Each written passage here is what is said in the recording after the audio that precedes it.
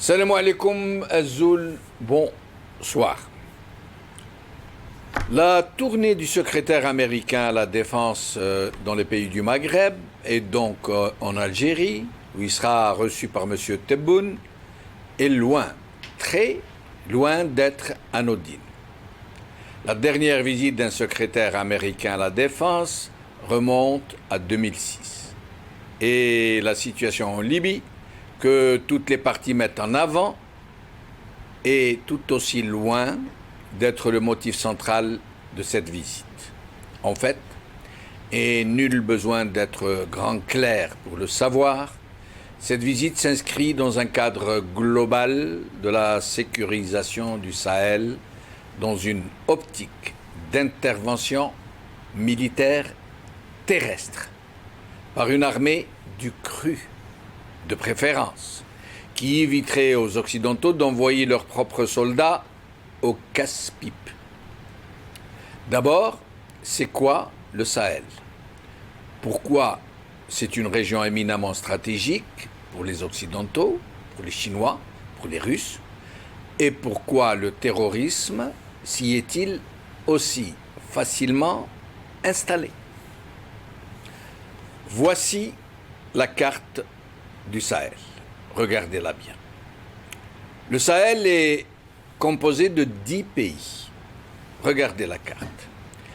Une large bande qui coupe l'Afrique en deux.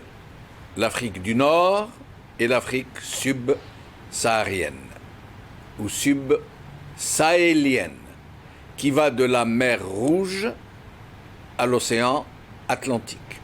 Ces 10 pays sont les suivants.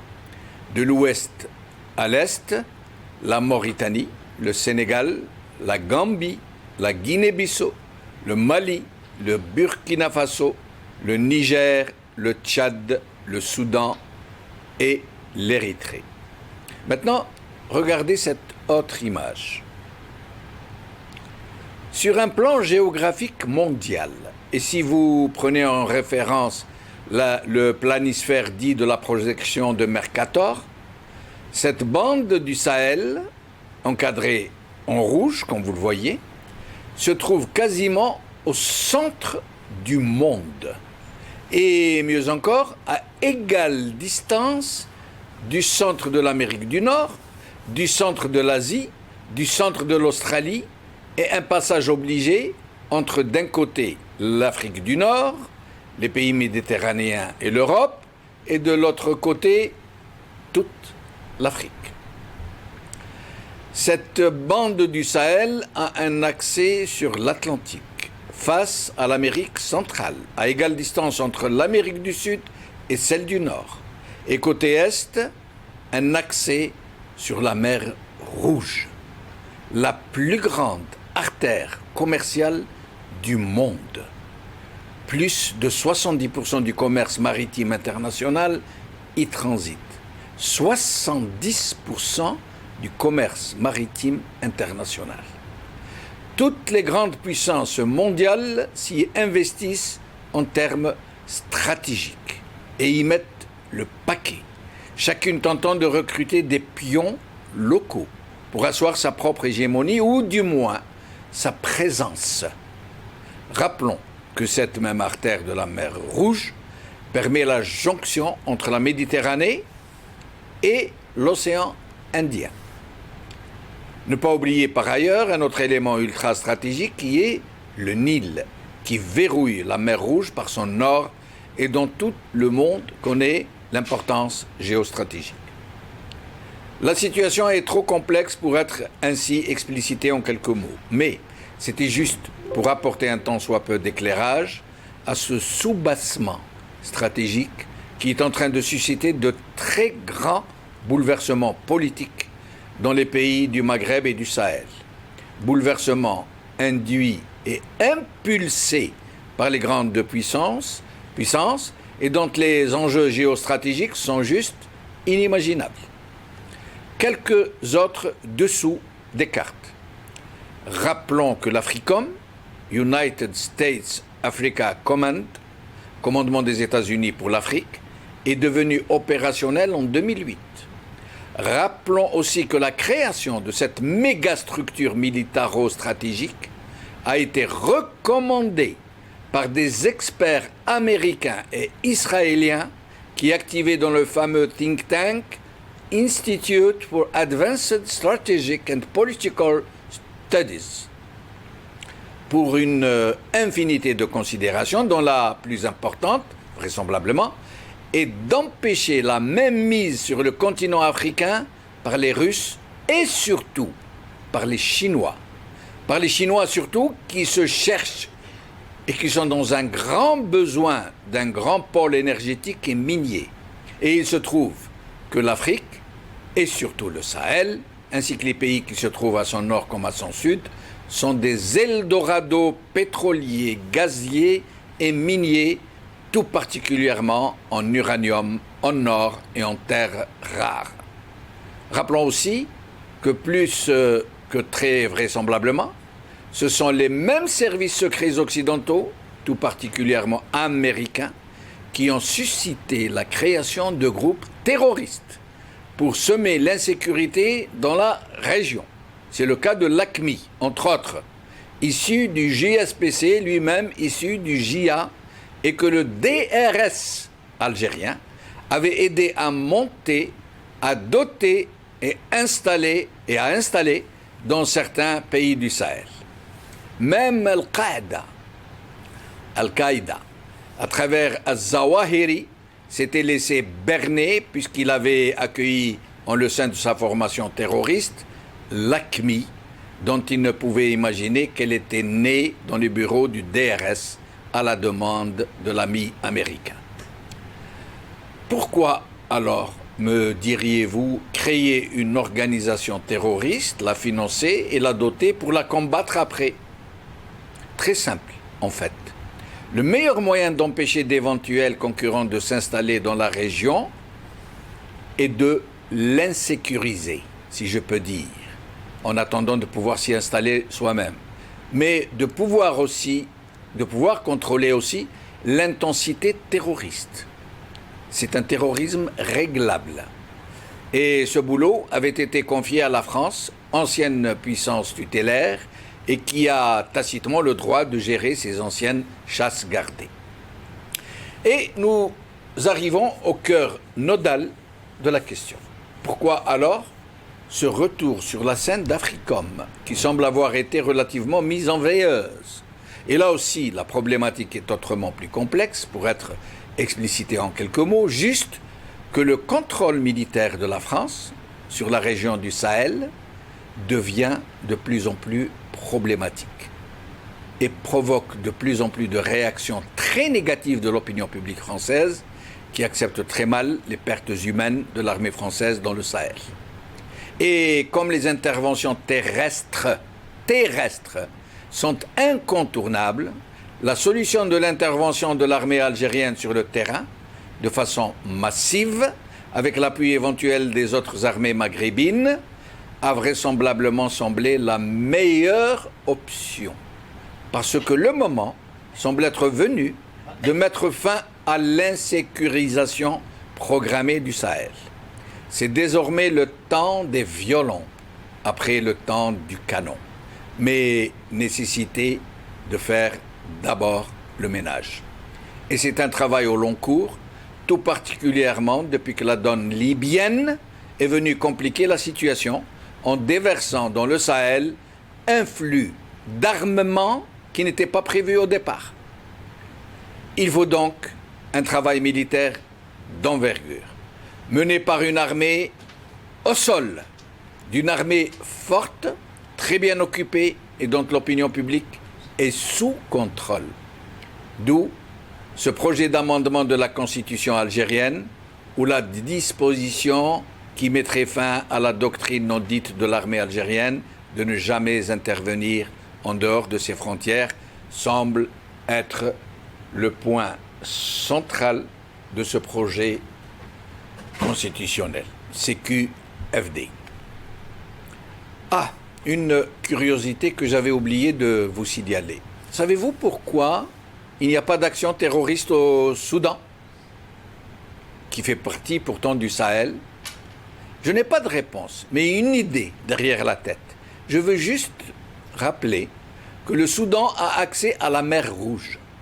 Et comme je l'ai signalé à un moment, la mer Rouge est l'artère commerciale du commerce maritime international la plus importante du monde, tout particulièrement pour les Américains.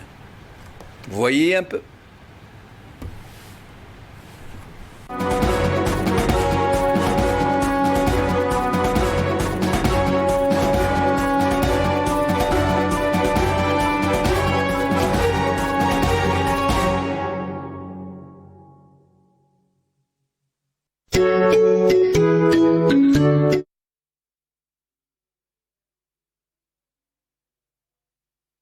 À Alger. C'est le titre de notre émission d'aujourd'hui.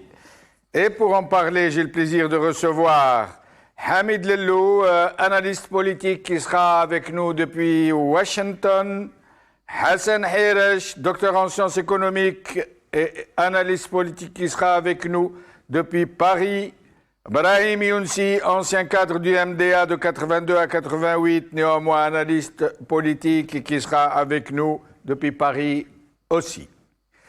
Hamid Lellou, merci d'avoir accepté notre invitation. Et pour moi, et bonsoir à tous vos téléspectatrices et téléspectateurs ainsi qu'à vos invités. Merci pour l'invitation. Merci. Alors, Hamid Lellou, votre sentiment comme ça, à chaud, sur cette tournée maghrébine du secrétaire américain à la Défense? Eh bien, écoutez, comme vous l'avez annoncé, c'est une visite, la dernière visite d'un secrétaire d'État américain à la Défense remonte à 2006, en tout cas en ce qui concerne l'Algérie. Et donc, cette visite devrait représenter quelque chose d'important. Il doit y avoir une conjoncture, il doit y avoir un besoin pour ça, parce qu'un ministre de la Défense américaine ne se déplace pas juste comme ça. Mais il faut aussi noter que cette visite ne se limite pas à l'Algérie. Hier, il était en Tunisie, je pense. Il est arrivé en Algérie aujourd'hui. Ce soir, il va au Maroc. L'introduction que tu avais donnée était presque complète. Je sais que tu nous laisses le champ d'ajouter certaines choses. Et certainement, d'autres invités ont d'autres inputs, comme on dit, à ajouter à ta présentation. Mais puisque cette visite concerne les 3 pays du Maghreb, j'aimerais bien que vos téléspectatrices et téléspectateurs sachent que la position, la situation de l'Algérie vis-à-vis de l'armée américaine est différente de celle de la Tunisie et du Maroc, dans le sens où les 2 pays voisins bénéficient d'une relation militaire exceptionnelle avec les États-Unis. Un tant soit peu, les médias en Algérie essayent de, comment dirais-je, dessiner une image très positive sur les relations extraordinaires entre le ministère de la Défense algérienne ou l'armée nationale populaire et le Pentagone. Oui, il y a des progrès, il y a des choses qui se font, mais ils sont très, très, très, très loin des relations ou des niveaux de relations entre le Pentagone et les Tunisiens et les Marocains. Juste à titre d'information, ces 2 pays bénéficient d'un contrat qui s'appelle Non-NATO Allies. Ça veut dire que la Tunisie, le Maroc, la Jordanie et peut-être une dizaine d'autres pays dans le monde bénéficient d'un statut spécial vis-à-vis de NATO et l'Algérie n'en bénéficie pas. Tout à l'heure, tu me donneras peut-être une occasion pour m'étaler et expliquer quels sont les avantages et les inconvénients d'être un partenaire non NATO, c'est-à-dire l'OTAN. NATO, ça veut dire l'OTAN. Voilà. Autre chose que j'aimerais rajouter tout de suite, et on donnera peut-être la parole à vos invités, c'est que effectivement la situation sur le sol, sur le terrain, a évolué aussi bien en Libye qu'au Mali. C'était prévisible. Et puis certainement cette visite coïncide avec certaines choses qui sont en train de se passer. Alors, dans le Sahel, ce n'est quasiment un secret pour personne. L'insécurisation, si on peut dire ça. L'insécurisation. Ça veut dire l'injection de groupes terroristes de façon délibérée et leur armement, leur dotation, leur financement, leur manipulation permettait de maintenir cette région dans une situation d'insécurité pour empêcher les partenaires, enfin les rivaux chinois et russes d'investir et d'approcher les régions. Aujourd'hui, il semble que le temps de l'insécurisation soit passé, que le temps du canon est passé, que le temps du violent va arriver, c'est-à-dire le temps de l'investissement direct des Américains et de leurs partenaires dans le Sahel et dans les pays de part et d'autre du Sahel. Est-ce que vous pensez que le contraire de l'insécurisation, ça veut dire le nettoyage des lieux infestés par les groupes terroristes, va être aussi simple que le contraire? Ça veut dire que l'infestation du territoire par les groupes terroristes et leur injection à des objectifs d'insécurisation. Écoutez, dans les relations internationales, effectivement, sur le terrain, qu'est-ce qui se passe? Quand vous avez des relations internationales, vous essayez de créer un contexte.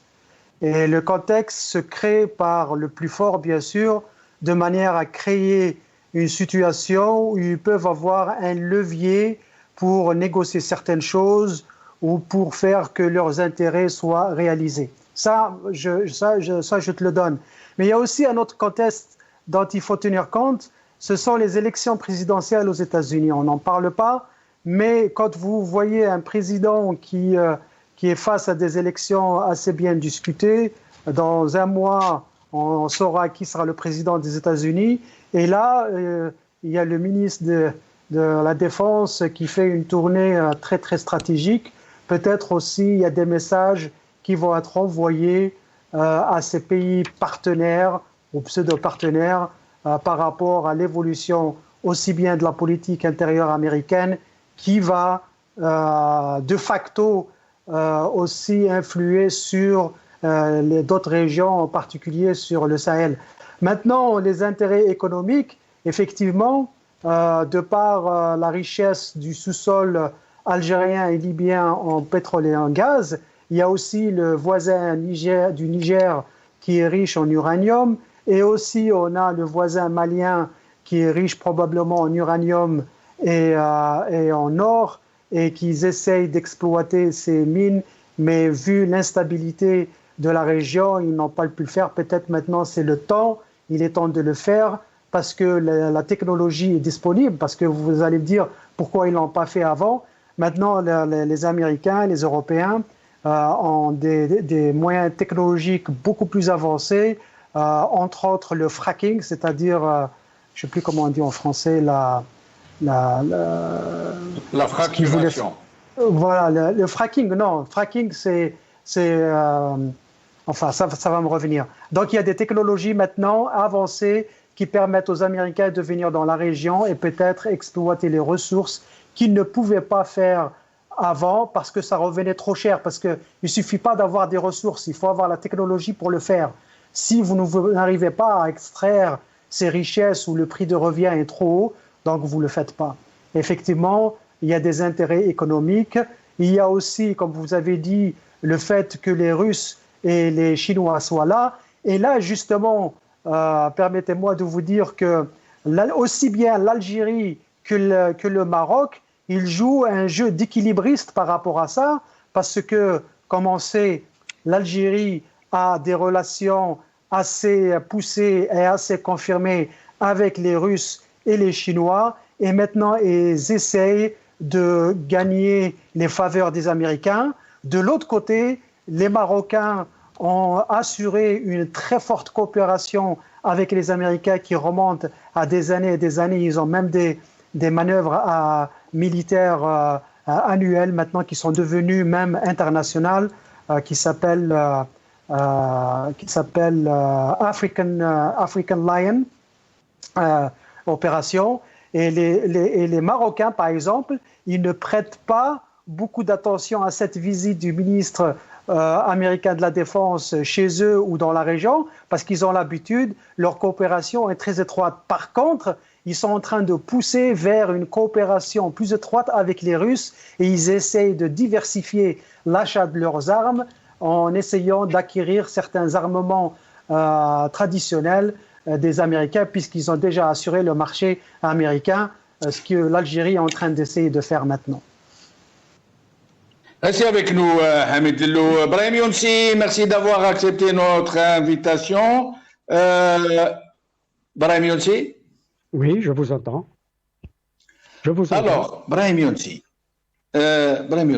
d'abord, votre sentiment sur cette visite, sur cette tournée du secrétaire d'État américain, du secrétaire à la défense américain. Je ne vais pas en Algérie, notamment, il a été reçu par Tebboune aujourd'hui, par M. Tebboune.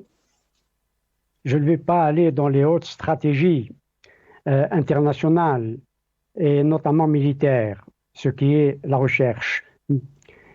Ce qui est, me semble-t-il, significatif dans cette histoire, c'est que les États-Unis de Trump étaient dans une espèce d'isolationnisme.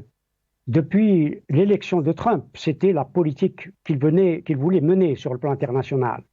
C'était l'isolationnisme. Or, aujourd'hui, il y a un interventionnisme américain dans la région d'Afrique du Nord, de l'Ouest, ce qu'on appelle le Maghreb. Singulièrement avec l'Algérie.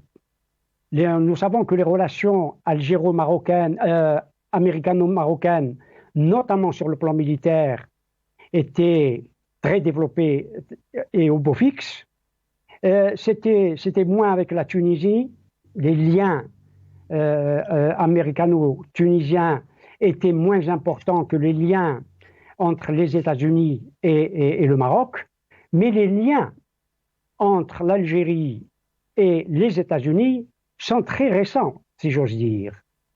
Et les relations algéro-américaines se sont développées, notamment sur le plan économique, après le 11 septembre 2001, après les attentats de septembre 2001.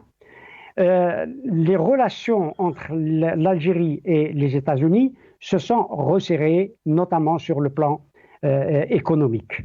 Quand on regarde le volume à la fois des investissements américains en Algérie et des achats américains de produits algériens, s'élevait à plus de 10 milliards de dollars. Et puis les relations entre les deux pays se sont ont diminué, se sont un peu relâchées pour d'autres raisons. Et puis la relation entre l'Algérie et les États-Unis a fait que on a marginalisé la France, l'armée française dans la région, qui est revenue à la faveur du conflit et de la crise malienne. Aujourd'hui, il s'agit de repousser, ce n'est pas seulement pour des raisons internes françaises que l'armée française évacue ou évacuerait le Mali. C'est aussi pour des raisons stratégiques américaines. Parce que les États-Unis veulent absolument que les Français quittent la région et les Américains d'ailleurs l'Algérie se rapproche de plus en plus de l'OTAN et cela lui a été reproché notamment par la Russie parce que traditionnellement les relations militaires, l'achat d'armement de l'Algérie se fait avec la Russie. Avec la Chine, c'est autre chose. Ce n'est pas des considérations géostratégiques qui entrent en jeu, c'est des considérations quasiment strictement et économique entre les deux pays. Et c'est une autre remarque, je crois qu'on a parlé, mais pas seulement, l'élection dans un mois de l'élection présidentielle américaine qui aura lieu dans un mois, le 3 novembre prochain, mais c'est aussi ce qui se passe en Algérie. C'est ce qui se passe en interne qui intéresse les États-Unis et interviennent. L'Algérie est dans une situation à la fois politique et économique très problématique. L'Algérie se trouve dans une situation de faiblesse, même si son armée est considérée comme une des armées ou l'armée de la région la plus forte et celle qui peut jouer et avoir un leadership dans la région. Mais sur le plan économique, l'Algérie est dans une situation terrible et ça les États-Unis le savent. Et puis il y a d'autres questions annexes qui seront pas. Je ne m'intéresse qu'à la question de l'Algérie avec les États-Unis. Et il y a d'autres questions annexes qui intéressent les États-Unis et qui impliquent de façon directe les États-Unis en dehors de la question sahélienne et de la question libyenne. Et vous l'avez dit, la question libyenne n'est qu'une pièce du puzzle, de tout le puzzle. Il y a aussi, il faut le dire, la question israélienne ou palestinienne et la question de la normalisation avec Israël. Et d'autre part, il faut le dire, il y a et l'Africom s'y intéresse, le dossier est entre les mains de l'Africom, la question du Sahara occidental, où les risques de guerre peuvent reprendre, et il y a des menaces de guerre sur la question du Sahara occidental. Et vous savez que les États-Unis ont opté pour le plan marocain d'autonomie. Donc il y a un certain nombre de questions qui se posent, et pas seulement la géographie ou la géopolitique ou la géostratégie de la région n'a pas changé, la géographie de la région n'a pas changé. Donc quels sont aujourd'hui, à quel jeu les États-Unis jouent? Évidemment, et vous l'avez dit dans votre excellente introduction, c'est que les États-Unis veulent absolument chasser de la région la Russie, qui veut absolument installer des bases en Libye, et bien entendu évacuer la Chine de l'Afrique et de toute l'Afrique, parce que vous le savez, tout le monde le sait, est très présente en Afrique. Le jeu des Américains et le discours du ministre, du secrétaire d'État à la Défense, Mark Esper, a fait en Tunisie, est une déclaration de guerre vis-à-vis de la Russie et de la Chine. Il y a autre chose, et parce que vous avez axé votre introduction sur la mer Rouge, mais je crois que le bassin méditerranéen et les enjeux les enjeux méditerranéens que visent, ce sont les enjeux méditerranéens que visent les États-Unis. La Russie est en Syrie, elle surveille et elle contrôle la Méditerranée orientale avec la Turquie, et bien entendu, les Russes essayent de contrôler la Méditerranée occidentale par l'intermédiaire notamment de l'Algérie, il faut le dire. D'où l'Algérie devient, on le dit, le pivot, il faut le dire, de la région, notamment pour le contrôle de ce côté-là de la Méditerranée occidentale. La Méditerranée est d'un enjeu extraordinaire pour les États-Unis et ne veut absolument pas laisser les Russes contrôler l'ensemble de la Méditerranée, et aussi la Turquie. Restez avec nous, Brahim Younsi. Hassan Hersh, merci d'avoir accepté notre invitation. Et merci à vous, Monsieur Benchenouf. Peut-être juste avant que vous posiez la question, Monsieur Benchenouf, permettez-moi de présenter mes condoléances à la famille Kaneb. On a perdu un grand militant nationaliste et puis qui est aussi un militant pour Tamazirt, en la personne de Mouloud Kaneb. Monsieur Babaji.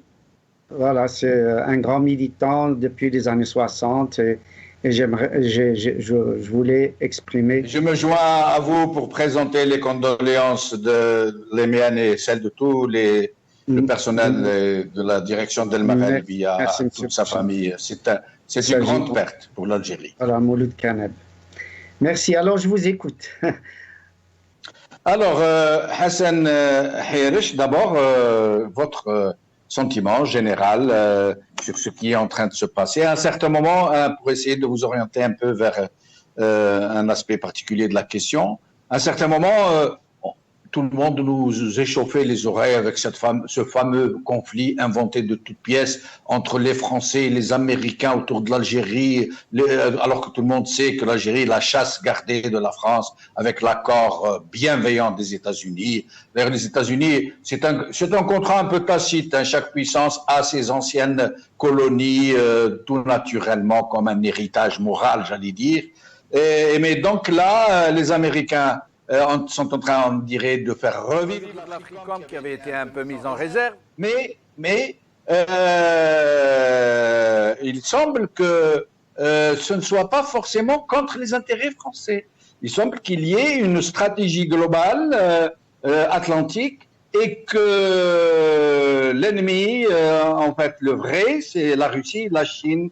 Et après, nous allons en arriver au principal problème qui nous concerne en tous les cas, celui de la disposition dans la nouvelle constitution algérienne, celle qui va être proposée en référendum, qui pourrait mettre fin à la doctrine algérienne de ne pas faire intervenir son armée en dehors de ses frontières, et telle une armée qui, de facto, deviendrait et serait mise au service des grandes stratégies entre ces grandes puissances. Mais je vous laisse vous exprimer d'abord d'une façon générale sur cette question. Merci beaucoup, Monsieur Benchenouf, et d'abord mes félicitations pour votre éditorial qui résume l'essentiel de cette situation-là, des relations géopolitiques de la région, autant d'un point de vue politique que militaire, économique, etc. Alors, moi, ce que je souhaite dire à ce propos-là, c'est que il faut prendre en compte en fait ce qui se passe déjà aux États-Unis. Très certainement que M. Hamid Lelou va nous préciser davantage puisqu'il vit aux États-Unis. Mais je pense vraiment que la situation de Donald Trump, qui est une situation extrêmement difficile, on voit qu'il est distancé dans les sondages de façon assez sérieuse par Biden. Et donc, il se pose véritablement des questions de comment être réélu. Il y a une accélération de l'activité politique, pas seulement au niveau interne, parce qu'en fait, au niveau interne, il n'a pas grand-chose à dire. On voit très bien qu'il se perd dans des conjectures, dans un vocabulaire absolument vulgaire, etc., qui perd un peu pied. Et ses collaborateurs travaillent à l'international pour présenter un bilan plus ou moins positif de la politique de Trump, dans la mesure où la politique intérieure, notamment avec la gestion de la Covid-19, a été absolument désastreuse. Donc il y a une accélération de la politique étrangère, avec notamment, et ça a été évoqué par mon ami Ibrahim, avec notamment cette pression absolument très grande de la normalisation des pays arabes avec Israël. Donc une normalisation des relations avec Israël, sachant qu'il y a un lobby américain pro-israélien qui représente des millions et des millions de voix. Et c'est un réservoir évidemment extrêmement important, notamment au niveau des évangélistes, et les évangélistes qui poussent à non seulement garder de très bonnes relations avec Israël, mais à faire de ce petit pays du Moyen-Orient une espèce d'État américain supplémentaire.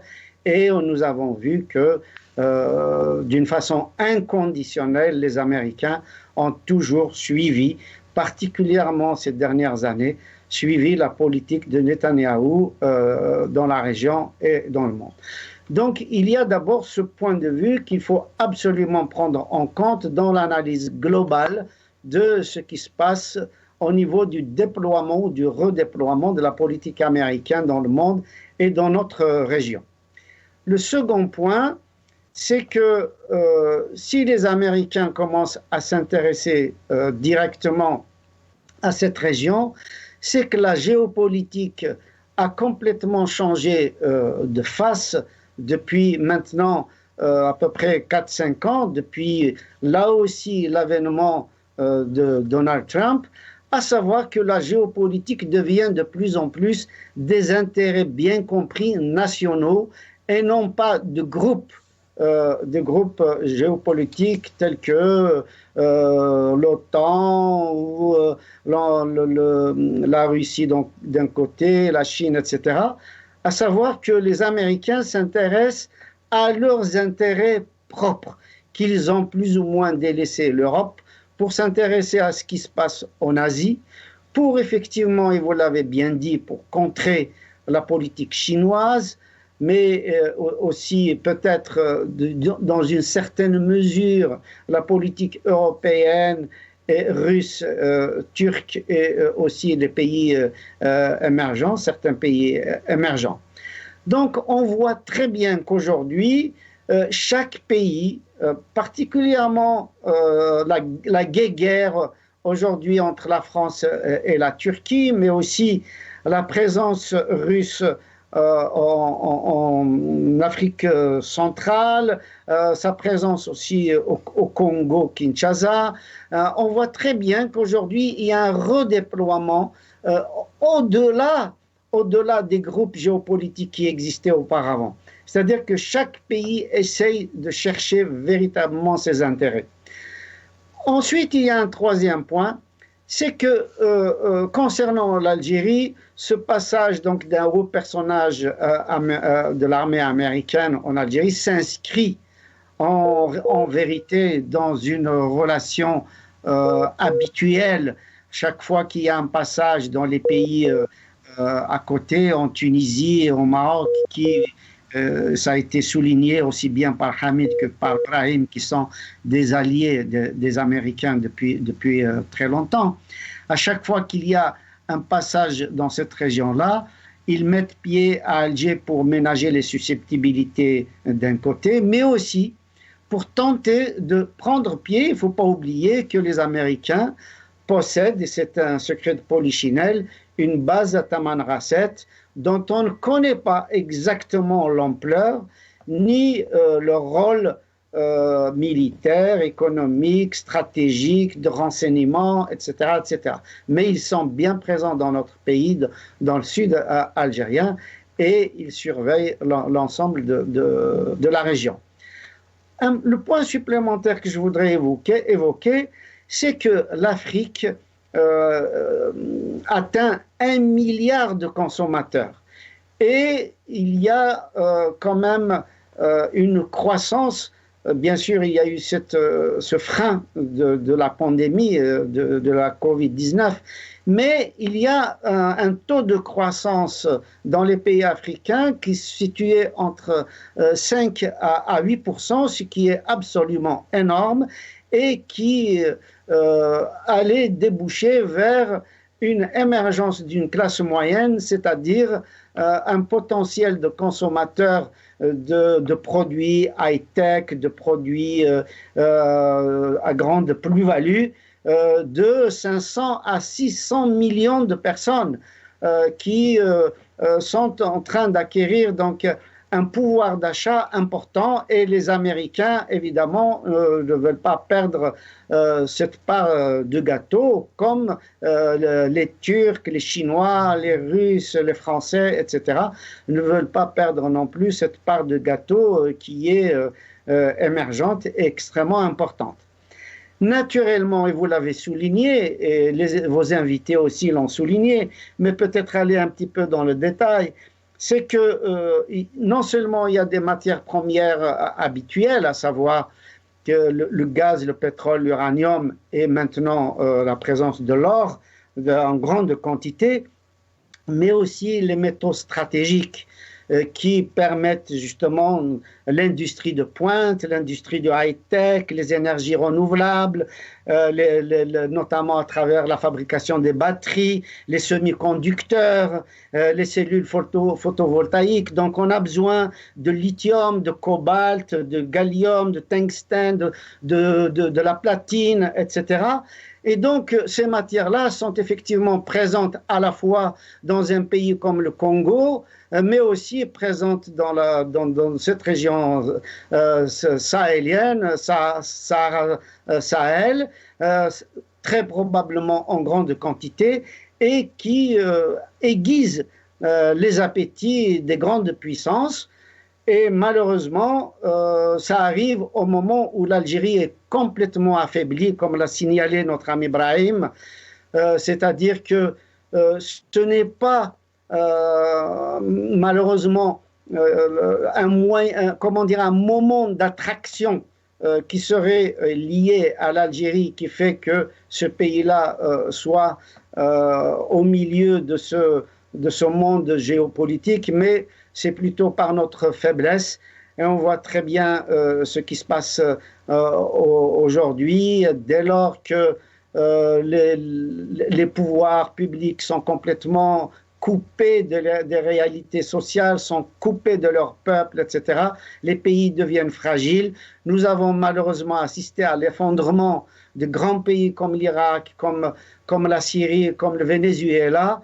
Et malheureusement, l'Algérie, avec sa politique qui est l'exclusion du peuple algérien, une rupture entre l'armée algérienne et son peuple, place l'Algérie dans une situation d'extrême faiblesse et qui est complètement inquiétante. Et nous sommes dans une insécurité alimentaire, une insécurité militaire, une insécurité à tous les points de vue. Et donc, vous faites bien de faire cette émission-là et vous faites bien de permettre aux Algériens d'avoir une idée, une vision des enjeux politiques et géopolitiques en dehors des habituelles idées complotistes qui sont véhiculées par des officines que vous connaissez, etc., etc. Donc, ayons la tête froide, prenons en compte ce qui se passe autour de nous. L'Algérie a 6300 kilomètres de frontières avec les pays que vous avez cités, les pays du Sahel, et ce sont des pays dans une instabilité malheureusement extrêmement grande.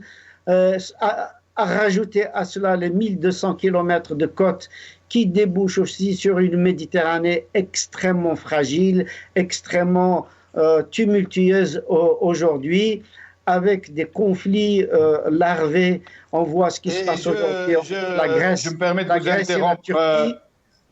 Je me permets de vous interrompre, Hassan Hayrish, je reviens à vous dans un instant. Mais au sujet des 1200 kilomètres de côte dont vous parlez, je rappelle cette fameuse opération des Harraga il y a quelques mois, où une soixantaine d'embarcations a pu franchir les eaux territoriales algériennes sans qu'elles soient interceptées. Et cela avait posé question pour des experts qui ont dit si une soixantaine d'embarcations peuvent quitter le territoire sans être interceptées par le garde-côte, si 60 embarcations pourraient arriver sans être interceptées non plus. Je reviens à Hamid Lello. Hamid Lello, avant de vous donner la parole tout à l'heure sur ce que vous avez dit, avantages et inconvénients de coopération avec l'OTAN, j'aimerais d'abord que nous en venions à notre point central d'aujourd'hui, qui est celui donc de la possibilité de faire intervenir l'armée à l'extérieur. C'est un des points de la nouvelle du projet de constitution qui va être soumis au référendum. Et beaucoup de gens disent que tous les autres points ne comptent pas. C'est juste dès lors. La vraie disposition que le régime veut changer, c'est celle-ci.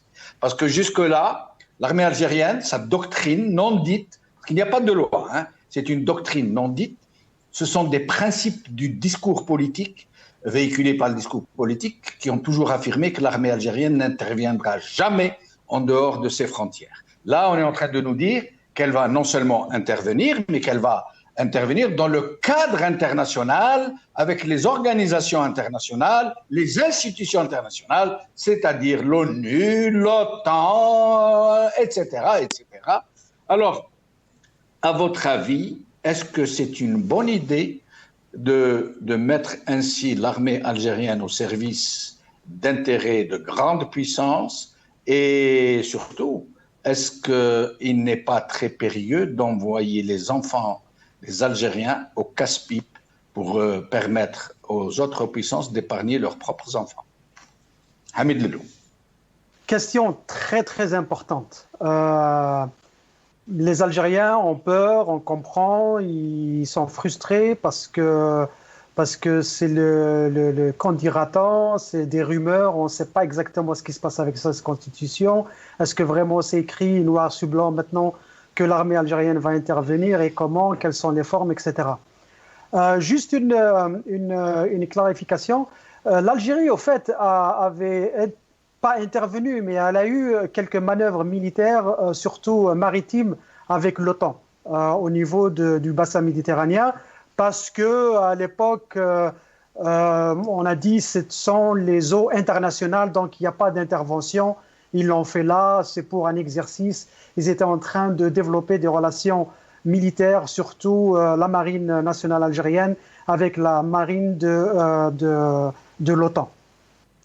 Maintenant, quant à la Libye et le Mali, comme Si Hassan l'a bien rappelé, nous partageons des frontières très très très larges, 1000 kilomètres avec la Libye, peut-être jusqu'à 2000-2500 kilomètres entre la Libye, Niger et Mali, de frontières terrestres. Maintenant, et Mauritanie. Et la Mauritanie, oui, la Mauritanie et le sud, un petit peu du côté de Sahara occidental ou le sud du Maroc. Maintenant, la question qui se pose, est-ce que c'est une bonne chose ou pas? Écoutez, la France, par exemple, a toujours été partenaire avec les États-Unis dans la région. Elle a servi de sorte de chien de garde des États-Unis dans la région parce que du fait de son passé colonial, les Français prétendent bien connaître la région, connaître les gens, savoir travailler avec eux, etc. Mais la France, maintenant, c'est devenu un petit pays. La France est un pays qui souffre économiquement et il ne peut pas se permettre, par exemple, d'avoir une intervention militaire plus grande qu'une compagnie, peut-être moins qu'une compagnie. Pour un titre de rappel, une compagnie dans l'armée, c'est à peu près 300 bonhommes, 300 soldats et quelques véhicules. Est-ce que ce n'est pas un peu exagéré de dire de la France une grande puissance nucléaire, l'un des plus grands pays agricoles, le plus grand pays touristique du monde, l'un des plus grands pays industriels du monde, que c'est un tout petit pays qui ne peut pas se permettre le luxe d'intervenir une compagnie? Est-ce que vous ne pensez pas que c'est un peu excessif? Non, ils ne peuvent pas. C'est plus comme avant. Il y a aux États-Unis, il ne faut pas oublier. Hein. Je compare, moi, avec les États-Unis, justement, parce que l'intervention, toutes les interventions, par exemple, les opérations Barkhane au Mali en 2012-2013, ne pouvaient pas se faire sans l'appui logistique des Américains. Les drones, c'est-à-dire les avions de renseignement, les avions sans pilote qui démarrent du Niger, sont d'un apport extraordinaire. Les Français n'ont pas cette capacité.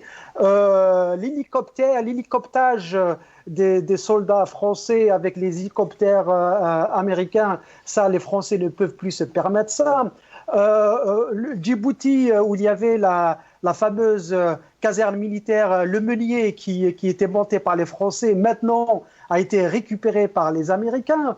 Le G5 qui a été monté entre les 5 pays du Sahel qu'on a oublié de mentionner, soi-disant c'est la France, mais en fait c'est les Américains qui ont pensé ça dans le contexte de la TSCTP, c'est-à-dire le Trans-Saharien Partnership pour le contre-terrorisme, les fameux exercices de Africa Lion au Maroc qui maintenant sont devenus des exercices internationaux. Ça a commencé bilatéral entre le Maroc et les États-Unis. Maintenant, c'est monté à l'international. Il y a une vingtaine de pays qui y participent, y compris le Sénégal et la Tunisie et les pays européens.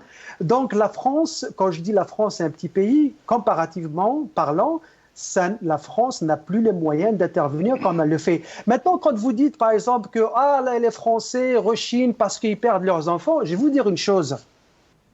Les militaires français, c'est des militaires professionnels. Ce ne sont pas des appelés. Donc, s'ils meurent en dehors du territoire français, c'est tout à fait normal. L'opinion publique ne peut rien faire parce qu'ils sont payés pour faire leur boulot. Ce ne sont pas des appelés. Souvenons-nous, c'est ce qui s'est passé aux États-Unis dans les années 70, quand ils mouraient au Vietnam, c'était les appelés. Mais maintenant que toutes les armées dans le monde, y compris l'armée algérienne, même pour l'armée algérienne, demain, si on a nos enfants qui meurent en service, qu'est-ce que tu vas leur dire? Vous avez joué à l'armée, on vous paye, on vous... Mais en Algérie, le gros des troupes, ce sont des appelés. En Algérie, ce sont les appelés, oui. En Algérie, c'est les appelés. Mais pour dire que la France, elle pleure ses enfants qui meurent, c'est ça, ces familles, je suis désolé, je ne suis pas quelqu'un militarisant, mais ces familles n'ont aucun droit de dire mon enfant meurt dans l'armée, ton enfant, il a joué. Non, ce ne sont pas les familles, Hamid Lello, ce ne sont pas les familles, mais à chaque fois qu'il y a des pertes humaines au Sahel, l'opinion publique française s'en émeut. De façon assez forte. Oui, mais il n'y a aucune raison pour ça. Maintenant, par exemple, moi M. Hassan a dit beaucoup de choses avec lesquelles je partage l'avis, mais au niveau de l'OTAN, comme quoi les États-Unis laissent tomber l'OTAN, non, là ça revient à la politique interne des États-Unis. Trump est une grande gueule. Trump, c'est un western, c'est du frappe dedans. Qu'est-ce qu'il essaie de faire? Il essaie d'imposer aux Européens de participer à hauteur de 4% de leur PIB, ce qu'ils ne faisaient pas avant. Donc il dit, il faut que vous payiez. Et les Américains ne vont jamais lâcher l'Europe parce que c'est eux qui ont créé l'Europe. Ils ont besoin de l'Europe. C'est une protection pour eux. Maintenant, quant à l'Algérie, est-ce qu'elle devrait intervenir en Libye ou au Mali? La différence, la particularité dans ce cas-là, c'est que ces deux pays partagent des frontières terrestres assez larges et ce sont des pays très instables. Donc, si l'Algérie devait intervenir, et en particulier en Libye, elle aurait dû le faire en 2012, quand la situation s'aggravait. Pourquoi? Je vais vous expliquer. À l'époque, la chute de Kadhafi, l'instabilité, etc. Qu'est-ce qui se passe? Les milices s'attaquent au Premier ministre libyen qui était à Tripoli. Ils le prennent en otage. Une fois qu'il a été relâché, qu'est-ce qu'il fait? Il fait appel aux troupes régulières qui étaient basées à la frontière. À ce moment-là, il y a eu un vide militaire. Qui a pris le dessus? En ce moment, ce sont beaucoup de milices libyennes qui surveillent leurs frontières le long de l'Algérie. Ce ne sont pas l'armée régulière. Et pour preuve, il y a deux événements qui se sont passés et qui ont eu des conséquences dramatiques sur l'Algérie. Tigan Tourin,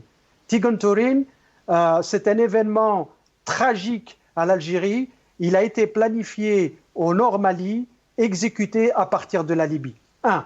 De deux, le fait qu'ils aient pu faire ça, c'est-à-dire que les Algériens étaient plutôt passifs. Ils attendaient les choses pour que les choses arrivaient. Ils n'avaient jamais pris le devant. Il y a eu un déficit au niveau opérationnel parce que pour avoir un groupe de, je sais pas moi, 5 à 10 4x4 qui traversent la frontière et qui rentrent chez vous sans que vous les interceptiez, ça c'est quand même grave. Le deuxième problème, c'est au niveau de l'information, parce que nous n'avons pas accès à l'information au-delà des frontières algériennes, aussi bien en Libye qu'au Mali. Maintenant, quand je dis ça, le problème de l'Algérie, elle est toujours sur la défensive, soi-disant, nous, on veut régler le problème, on veut être des médiateurs, etc.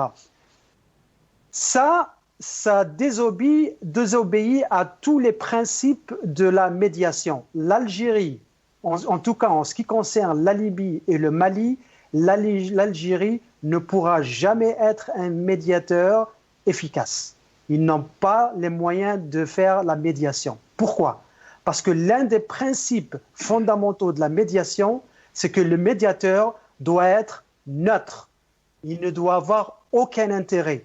L'Algérie a beaucoup d'intérêt aussi bien au Mali qu'en Libye, en particulier au niveau de sa sécurité interne. Donc, ils ne peuvent pas être médiateurs, ils ne peuvent pas justifier leur non-action en Libye et au Mali du fait de vouloir faire de la médiation. Et pour preuve, je peux vous donner d'autres preuves matérielles, c'est que même les médiations ou des tentatives de médiation de l'Algérie au Mali qui datent depuis les années 60, elles ont toutes échoué, elles ont toutes été éphémères. Parce que tu ne peux pas être médiateur quand tu as des intérêts. Et, Juge est parti. Restez avec nous, Hamid Lellou, je me permets de vous interrompre pour faire tourner un peu le micro. Brahim Younsi, commentaire sur quoi? Vous avez peut-être... non. D'accord. Alors, à supposer que cette constitution puisse être adoptée par le peuple algérien, alors qu'un boycott massif est encore annoncé, comme pour les présidentielles, mais à supposer que ce soit le cas et que l'armée algérienne puisse intervenir à l'étranger, en fait, au service des intérêts, pas pour sa propre sécurité, mais au service des grandes puissances étrangères qui ont sur ce continent des visées absolument phénoménales. C'est du pillage, c'est de la coupe réglée. Est-ce que ça ne risque pas de placer l'armée algérienne dans un statut de mercenariat et après tout, en échange de quoi? Est-ce que tout ceci n'aurait pas été concocté pour essayer d'obtenir des crédits, puisqu'il ne peut pas être obtenu par les canaux ordinaires, normaux, j'allais dire, parce qu'ils ont besoin d'au moins 30 milliards de dollars par an pour combler le manque à gagner du seuil incompressible. Est-ce qu'une telle démarche n'est pas destinée à pouvoir provoquer, stimuler, aider à l'octroi de crédits, j'allais dire, politiques de très grande intensité? Tout à fait. Mais auparavant,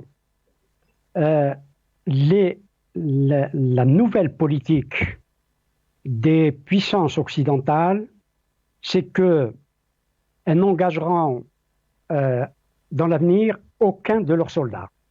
Aucun soldat américain, aucun soldat français ou aucun soldat anglais, etc., ne mourra à l'extérieur pour d'autres peuples. Du moins pour les interventions terriennes, sur le sol. Tout à fait, bien évidemment, la technologie, les technologies occidentales militaires sont tellement avancées qu'ils n'enverront plus leurs hommes sur Terre, sur les théâtres d'opération, sur les événements terrestres.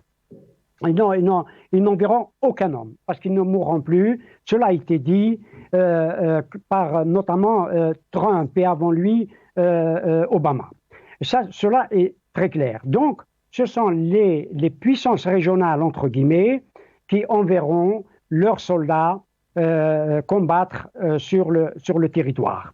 C'est cela qu'on veut, c'est ce rôle-là qu'on veut faire jouer aujourd'hui, et vous avez employé le mot de mercenaire, parce qu'effectivement l'Algérie est financièrement étranglée, et bien entendu, les Américains vont la sortir de l'asphyxie financière, parce qu'ils sont prêts à mettre beaucoup de milliards pour que l'Algérie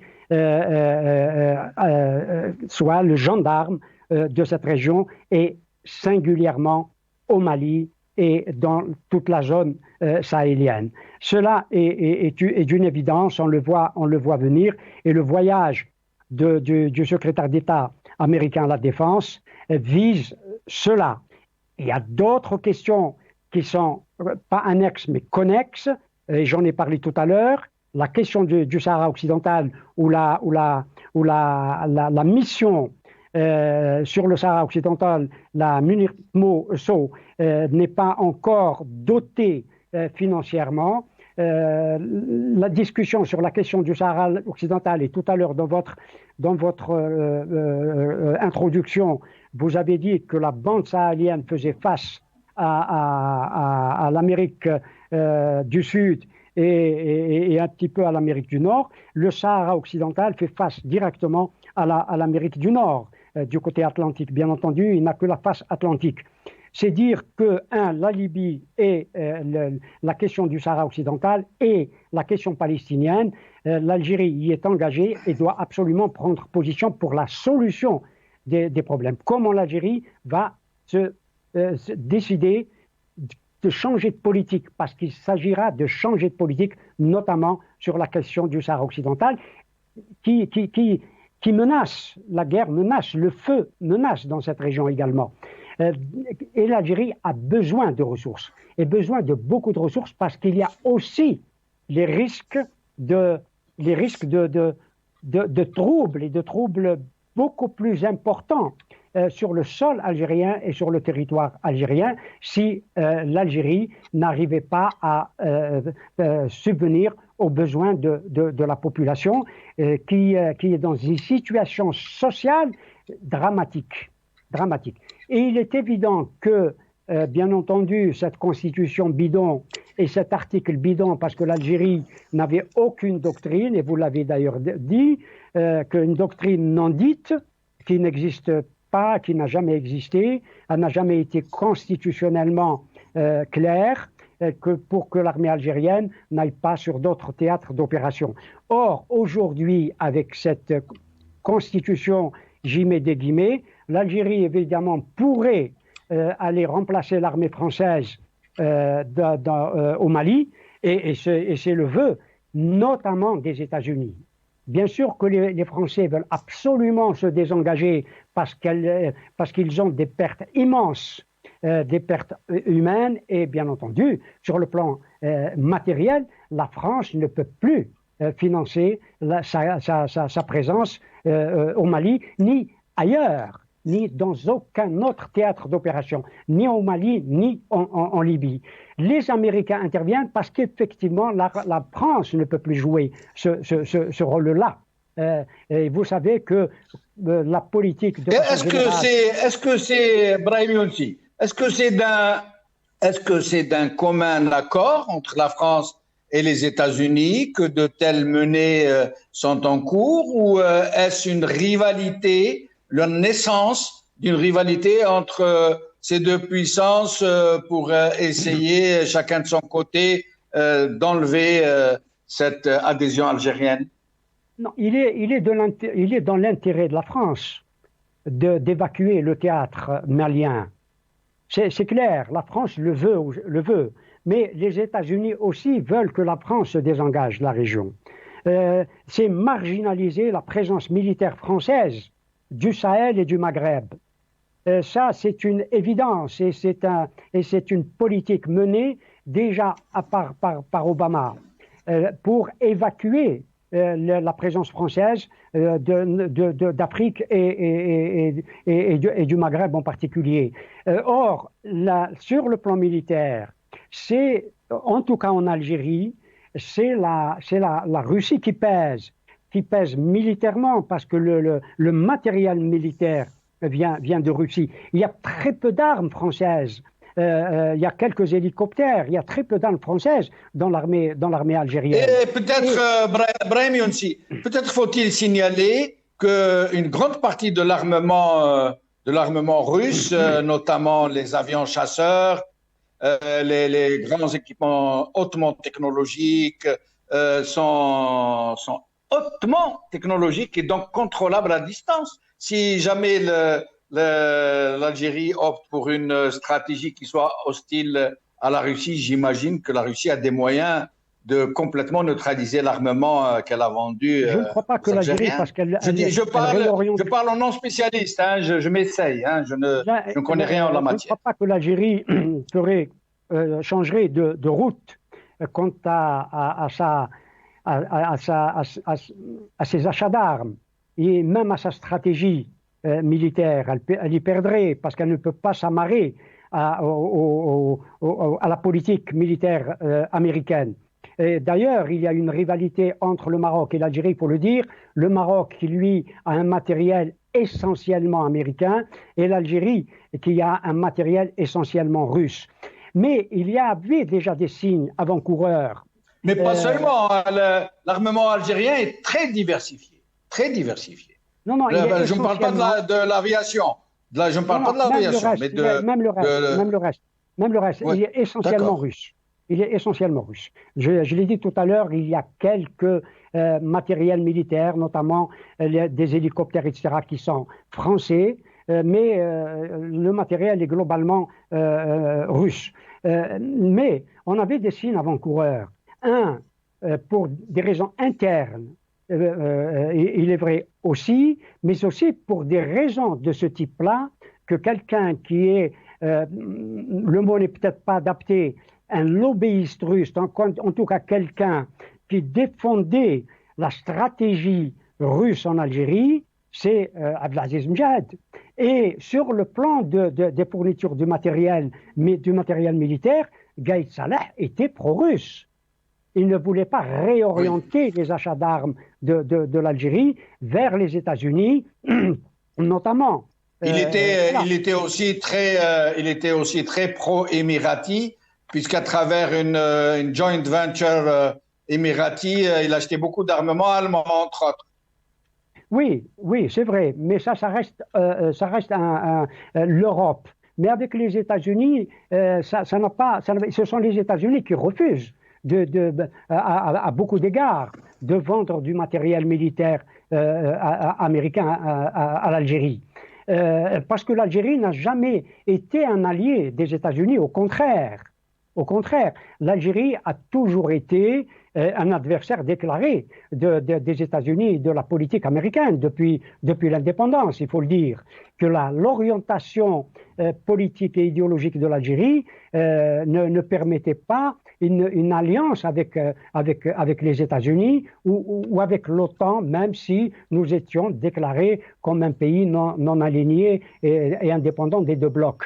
Mais aujourd'hui, l'Algérie est dans une situation où elle est presque sommée d'avoir une espèce d'équilibre entre les États-Unis, la Russie et la Chine, à la fois sur le plan militaire et sur le plan économique, et bien entendu sur le plan stratégique. L'Algérie ne peut pas évacuer comme ça d'un revers de la main les États-Unis. Et les États-Unis s'imposent, que vous le vouliez ou pas, Sidi Jamal, s'imposent de plus en plus en Algérie. Le volume j'allais dire des échanges, en tout cas des investissements américains en Algérie, notamment dans le sud, c'est-à-dire que dans ce que l'on appelle l'Algérie utile, sont très importants. Les Américains tiennent quasiment l'ensemble des ressources énergétiques de l'Algérie. La France a une portion de l'énergie en Algérie, mais ce sont les États-Unis, les entreprises américaines, les États-Unis qui tiennent les ressources énergétiques algériennes.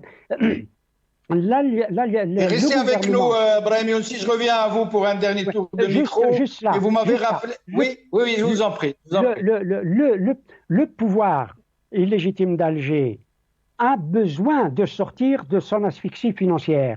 Et le seul État qui peut financer et lui donner les milliards de dollars dont il a besoin, c'est les États-Unis. Vous m'avez rappelé tout à l'heure, quand vous parliez d'idéologie, Brahim Younsi, vous m'avez rappelé une blague qui circulait du temps de Boumedienne au sujet des orientations idéologiques qui étaient très gauchisantes, alors que dans la réalité des choses, vous savez un peu. Alors il paraît qu'un jour, le chauffeur de Boumedienne lui avait demandé Monsieur le Président, on va à droite ou on va à gauche? Il lui a dit mettez le clignoteur à gauche et tournez à droite. Hassan Haresh, sur ce sujet de la Constitution que le régime veut faire adopter par le peuple algérien par voie référendaire, et il a choisi la date historique du 1er novembre, dans le même temps qu'il essaye de diviser les Algériens, notamment les couper de leurs compatriotes kabyles, parce qu'il se trouve que la région centre-nord, c'est-à-dire la Kabylie, Alger, un peu à droite, un peu à gauche, mais aussi d'autres grandes villes, sont très contestataires, contrairement aux pays profonds où les populations sont contrôlées par des potentats locaux, par des relais du régime, des régions pourtant très déshéritées, très enclavées, très miséreuses, où règnent de véritables mafiocrates. Et donc, le régime met le paquet sur ces régions dont il fait intervenir les potentats locaux pour désigner ceux qui ne votent pas d'ennemis de la nation, etc. Donc, il compte obtenir un score de participation assez élevé, qu'il va gonfler, bien sûr, par son habituel bourrage des urnes, et faire voter ces amendements de la nouvelle constitution de M. Tebboune, qui pourraient donc permettre de donner l'armée algérienne en cadeau à des puissances étrangères. Vous pensez que l'opinion publique algérienne pourrait accepter une telle extrémité? C'est une excellente question, M. Benchenouf. Mais juste avant d'aborder cette question fondamentale, j'ai souri quand vous avez rappelé cette fameuse blague de Bouharouba Boumediene, parce que je pensais exactement à la même chose, qu'il clignotait à gauche pour aller à droite. On sait très bien que Boumediene envoyait son bras droit, son Golden Boy Sgar, aux États-Unis pour demander l'autorisation de critiquer l'impérialisme américain. Et on lui donnait l'autorisation à partir de Washington d'avoir effectivement un discours pseudo-radical, mais dans la réalité, les intérêts bien compris des Américains étaient protégés dans notre pays. Voilà, donc merci d'avoir rappelé cet épisode qui malheureusement continue d'influer sur la politique d'aujourd'hui, à savoir qu'il n'y a aucune transparence dans la politique algérienne, ni au niveau interne, ni au niveau externe, et encore moins dans tout ce qui se fait au niveau de l'armée, du renseignement, des rapports avec les grandes puissances d'aujourd'hui, etc. Et tout est lié, vous avez bien raison. Je pense que aujourd'hui, l'Algérie n'a aucun choix. C'est-à-dire que si les Américains demandent à l'Algérie d'envoyer ses troupes au Sahel, l'Algérie ne pourra pas refuser parce qu'elle n'a aucun moyen de pouvoir refuser. Ça, malheureusement, c'est une donnée incontestable. Ce n'est pas la Russie qui est complètement affaiblie.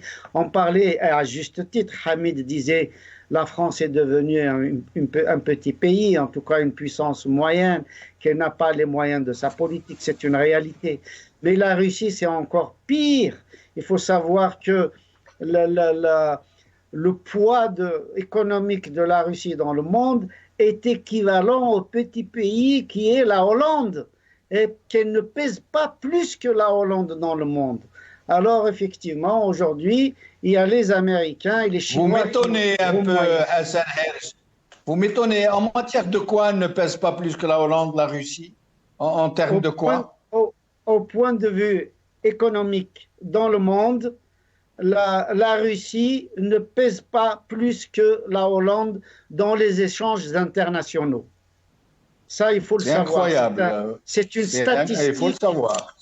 Voilà, c'est une statistique malheureusement réelle, incontournable. Enfin, heureusement ou malheureusement, je n'en sais rien.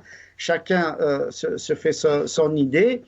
Et donc, effectivement, aujourd'hui, nous sommes dans une espèce de bipolarité entre la Chine qui a atteint pratiquement le niveau américain dans un certain nombre de domaines, notamment tout ce qui est les nouvelles technologies, tout ce qui concerne l'armement stratégique, les renseignements, les satellites, etc., etc. Et les Américains n'ont pas du tout envie de se faire devancer. Et donc, il y a une guerre sans merci entre ces deux puissances-là.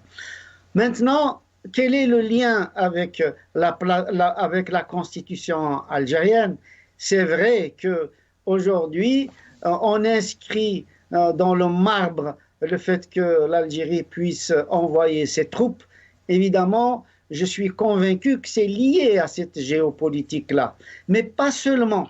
Il faut savoir qu'aujourd'hui, on a découvert malheureusement que beaucoup de généraux sont dans des réseaux mafieux, sont dans des réseaux de trafic, et beaucoup d'entre eux sont en prison. Ce n'est pas moi qui le dis, c'est la justice algérienne. Ce n'est pas moi qui le dis, c'est l'état-major algérien. Et donc, il faut savoir que dans le Sahel aujourd'hui, il y a un trafic énorme, un trafic de matières premières, de main-d'œuvre, de l'immigration clandestine, de drogue, etc., trafic des armes, trafic de devises. Et malheureusement, on a vu comment un certain nombre d'officiers chez nous ont été tentés par ce genre de pratiques mafieuses et inqualifiables. Aujourd'hui, nous savons que la Chine a vendu massivement des détecteurs de métaux en Afrique, et n'importe quel petit trafiquant peut détecter où se trouvent les mines d'or, où se trouvent les mines d'uranium, de lithium, de cobalt, etc., etc., et qu'il y a des trafics clandestins, et donc que les Américains veulent contrôler et qui demandent à l'armée algérienne de contrôler. Donc on ne peut pas non plus évacuer cette réalité terre-à-terre qui malheureusement se multiplie de par le monde, et malheureusement de façon massive chez nous. On l'a vu aussi en Amérique du Sud, notamment au Mexique, au Brésil, en Argentine, etc., au Congo particulièrement, mais malheureusement aussi dans le Sahel et auprès des frontières algériennes. Merci. Alors, quant à votre question, effectivement, oui, concernant la politique interne, il est vrai qu'aujourd'hui, on fait pression sur la Kabylie.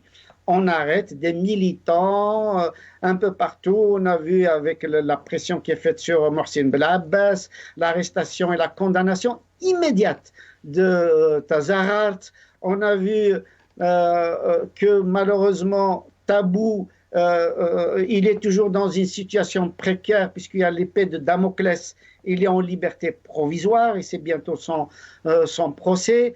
Et donc, il y a des arrestations massives de leaders du Hirak en Kabylie, à Tizi Ouzou, à Gaïeth, à Bouira, etc., etc. Vous l'avez bien souligné. Ils essayent par tous les moyens de diviser le pays, de marginaliser la Kabylie, etc., de susciter un sentiment comment dire, chez les Kabyles pour dire voilà, nous on est arrêtés, on est réprimés, qu'il n'y a pas de soulèvement, qu'il n'y a pas d'appui, qu'il n'y a pas de solidarité à l'extérieur, etc., pour isoler effectivement la Kabylie du reste du pays dans le but de ce vote, de ce pseudo-vote du 1er novembre. Encore une fois, et vous l'avez souligné, un 1er novembre qu'ils essayent de souiller parce qu'il fait partie du patrimoine mémoriel des Algériens. Le régime de Tebboune n'a pas le droit de souiller une date comme celle-ci.